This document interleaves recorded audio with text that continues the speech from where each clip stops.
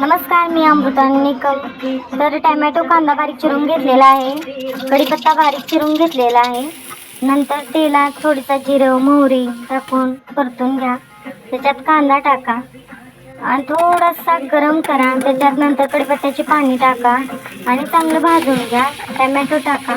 Tomato मऊ पडोस्तोपर्यंत भाजायचा.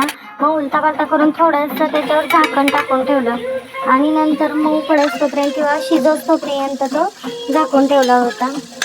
नंतर ते सगळं मिश्रण हलवून बाजूला काढून ठेवायचं थंड होण्यासाठी. आणि इकडं मी एका बाउलमध्ये 1 वाटी गव्हाचं पीठ घेतलेलं आहे.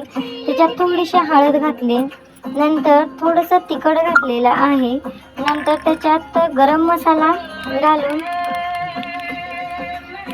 मिश्रण पूर्ण हलवून घ्यायचं. त्याच्यात बारीक मीठ चवीप्रमाणे टाकलेलं आहे.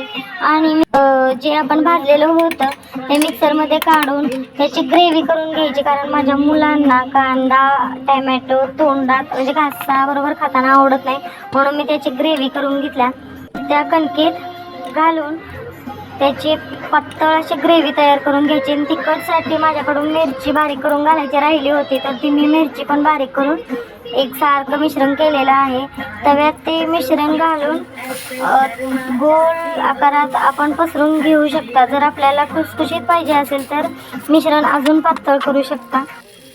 मला हे डब्याला द्यायचं होतं, त्यामुळं मुलांना मऊ मऊ हवे म्हणून मी थोडंसं घट्ट मिश्रण ठेवलेलं आहे, पूर्ण पातळ असं केलेलं नाही. तरीही बघा एका बाजूनं भाजून झालेले आहे. चुलीला काय मी जास्त जाळ लावलेलं नाही, तर दुसऱ्या बाजूनं पण व्यवस्थित भाजून घेतलं. कशी वाटली रेसिपी कमेंट करून नक्की सांगा.